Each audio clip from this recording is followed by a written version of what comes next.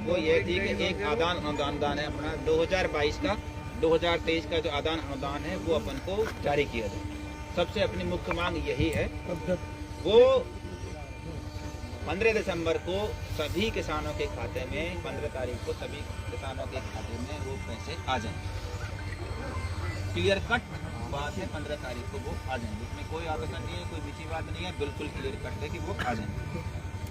दूसरा जो मुख्य मुद्दा था वो था कि जो बीमा क्लेम है, बीमा क्लेम के बारे में हमें कंपनी है, कंपनी से बात करके जो वास्तव में कोई किसान है उनका कोई बीमा क्लेम है वो गलत खारिज किया गया, उसकी जानकारी ली जाए और बीमा कंपनी को कि जो गलत अनुदान वो जो क्लेम है खारिज किए उनकी जो जानकारी पब्लिक में साझा की जाए। तो इसके बारे में हमारी बात हुई है, उसकी सूचना हम 7 दिन में पूरी लिस्ट है वो आपकी समिति को हम आपको दे देंगे। तीसरी जो मुख्य मांग थी वो थी बिजली विभाग को लेकर के।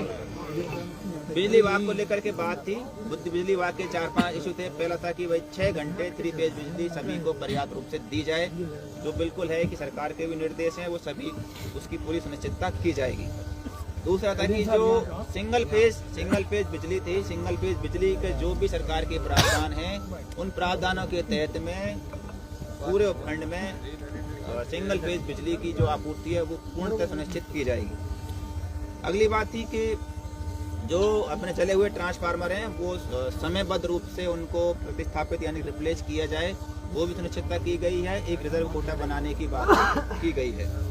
एक ये था कि जो भी अपने बिजली के तार हैं उन पर कोई जो झाड़ियां हैं उनको नियमानुसार उनको कटाने का भी प्रावधान किया गया है।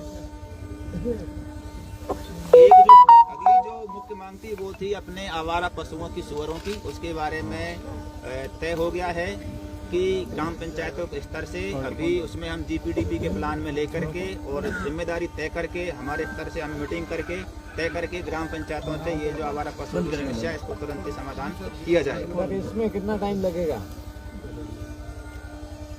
अगला इशू था कि सहकारी बैंकों की बात थी। सहकारी बैंकों में 3-4 पॉइंट थे।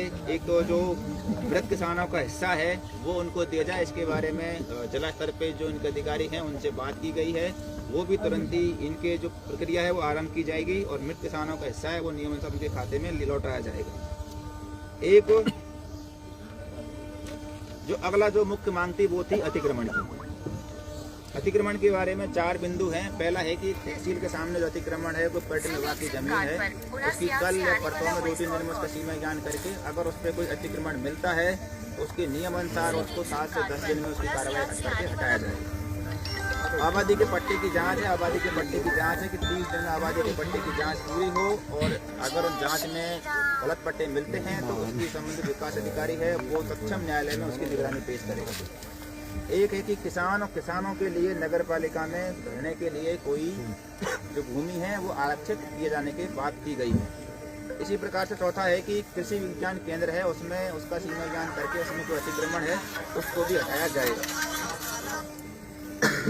मुख्यतः ये जो आपकी मांगे थी उनमें यही मांगे हैं। सभी पे पूरी समिति से विस्तार पूर्वक 4 घंटे एक बिंदु पे बात की गई है।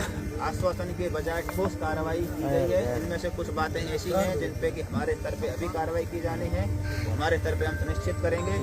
पूरी तरह से जो पूरी बातें थी उनको तरीके से उनको सुना गया और उनका समाधान करने का पूरा प्रयास किया गया। धन्यवाद।